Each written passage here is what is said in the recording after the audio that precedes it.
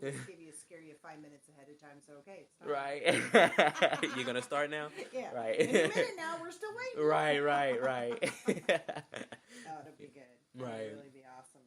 So, if you were to give anyone advice on the business aspect and your own personal experience, what's one of the hardest things you think so far has been an obstacle for you in the music industry? And I don't even know if this daggum thing's picking me up because there's no green light going on. There we go. Okay, let me try this again. What is one of the biggest obstacles as far as your own personal experience that you would like to share with the audience that you feel would be beneficial for them to learn as well? The biggest thing is honestly, is as fast as you want to go, don't rush it, because then you move too fast. You know it's kind of like driving on the road or on a highway. You driving too fast and then a deer pop out of nowhere. You can't slow down. You don't know. It's, you didn't even know it was coming. Something just smash right into you. And like that's the biggest thing to me. It's just like slow down. Make sure, because whenever I got the contract for the whole thing that I was dealing with back then, it would have been smart to get a lawyer. Right. But it was, I was moving too fast to the point. And then it was kind of a rush, too. He was kind of rushing me to do it, too. Just like, I really need you to do this if you want to do it. And I was working before I even signed the contract. Right. So that was just like, that was the even worse of the part. But, just take your time. Like, it's going to come regardless, because it's better to get it sometime than not to get it at all. Sure. And be picky about who you sign with. Exactly. If somebody tells you you're in a hurry, there's your first clue. Right. You ain't never in a hurry for nothing. Exactly. And don't 100% even try, because I trusted him just because he was like, you're like my little brother. I just automatically just trust. He really did. And and he knew how it was, because I surrounded myself around people that called me their little brother and treated me like a little brother, and he saw how I was, and he knew that I was the only child and stuff like that, so he wanted to make me feel that way, and it just it was See, I personally study artists sometimes for over a year before I ever sign them. Right. See, and I get to know them, and there's a rapport there, about their music and different things like that. But at the end of the day, I've had people say, I'm ready to sign. Well, I'm not ready. Right. And they're like going, what? I'm not a collector of people. Right. I've already been there, done that. And had to deal with all the craziness and all that.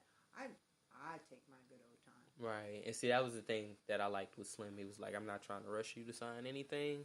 You don't even need to sign anything. I just want to show you what it means, to be a good manager or a real manager and stuff. Right. And, I appreciated that. And plus on top of that, Glenn, it's all family. Yeah, it's all family. So it's just like, it ain't like we all just met yesterday. Right. Exactly. So it was just like, everything just was real smooth. And another thing is, even if it's difficult, still try to learn things on your own, because you can never know. People can come and go, and somebody can be mad about something and not want to work with you or for you or anything again. Right. So that's one of the reasons why I wanted to learn, everything, because I felt like, if I didn't have nobody to do it for me, I could do it for myself. Well, and knowledge is power. I don't care what business you're in. Yeah. The more you know about something, the better off you are as an individual. Right. And it's not to be challenging to someone else, but you definitely know what questions to ask. Exactly. Or if something's not right, you're going to go, okay, that's not my understanding of how this works. Right. This is my understanding of how it works. Right, you see? So, and like I said, it's not meant to be challenging, but yet it ain't going to ever hurt you to learn. Right, exactly. Just like a bicycle. You don't want to be the only kid on the block that didn't ride one. Right, exactly. Or it's still on the training wheels, for that matter. Really, yeah. Well, keep training wheels on. They're cool. Right. But you know how it is. You become a big kid, and you're like, well, everybody else got their training wheels off, so I want to be a big kid, too. Right. But it's cool. That matters to me, though. Like, learning, like I said, not everything, but just enough to the point where you can understand what you're about to go through. So that matters to me. And that's a self-protection thing. Yeah. Just like learning how to push the brake on a car, when you're learning to drive. You need to understand that, because there's just too much craziness out here. And like I said, things change too quick, too fast, and you got to kind of have that foundation to understand truly what's beneficial for you. Right. You know, there's some things you may not ever hit against. Right. But even if you do, you're going to go, wait a minute, I remember something about that. Right. You know? Yeah. So, yeah. I completely understand that. It's a full circle. Yeah. It comes around. Exactly. Yeah, in this industry, it's just like anything else. It's a full circle, and then you've got roadblocks and, you know, side streets and alleys, and you got to get right back on the main drag again. So, yeah, you'll be all right. Yeah.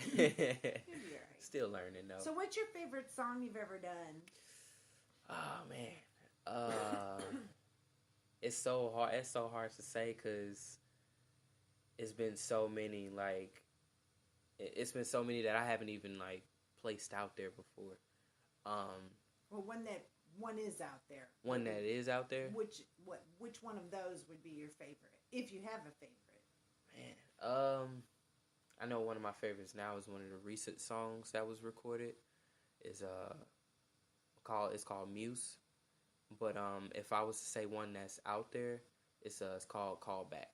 I really love that song. Like, I feel like that song was just like, it was up to date, but at the same time, it wasn't trying to be like everybody else. You know, right. It was just in a time and present, but not trying to be trendy and everything like that. You know, just trying to form your own style, and you know, and I just really like the song, and I really like the group that we had too, because it was I felt like it was just like Outkast all over again. You know, Andre and Big Boy just doing their thing and stuff.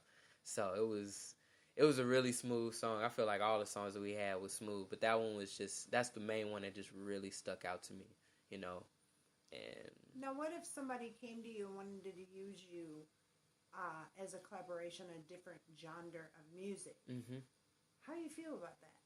I would love it. When I was working on the other label, they tried to make me write a country song. It was awkward only because of the concept. And not even who I was writing it for, because I was supposed to be writing it for a female. But that wasn't the problem. The song was called Boys and Bikes. So it was like, I don't necessarily know how to feel about that, because I'm not a girl feeling like, you know, all giddy over boys and bikes. But I still ended up writing it and everything.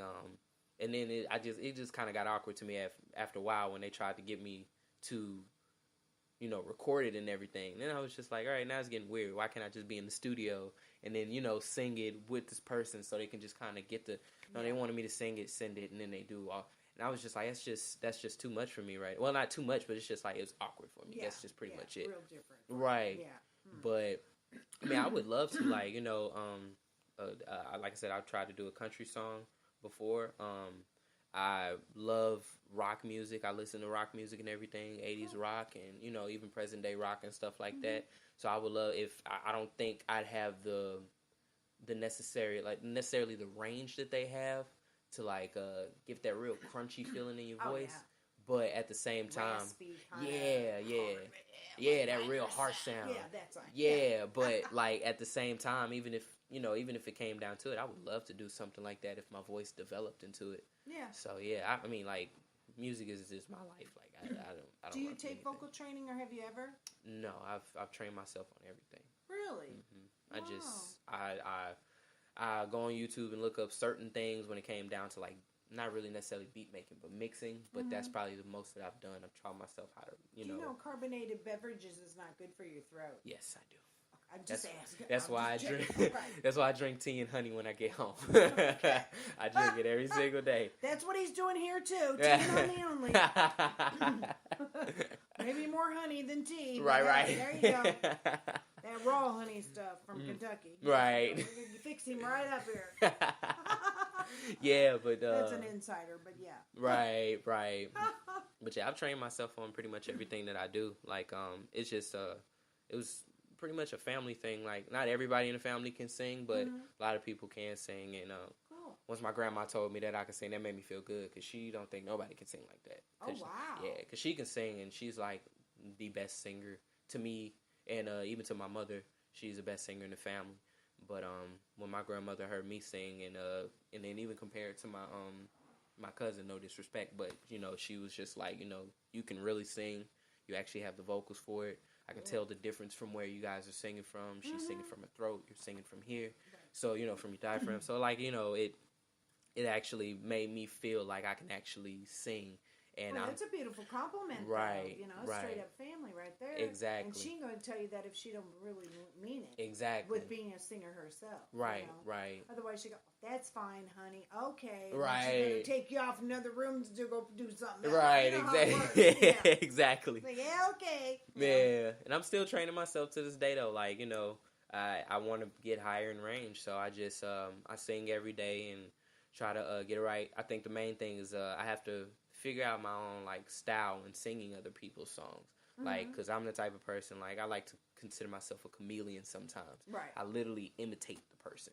So I'll sing it like exactly how they sing it and everything, just to see, just to get it right.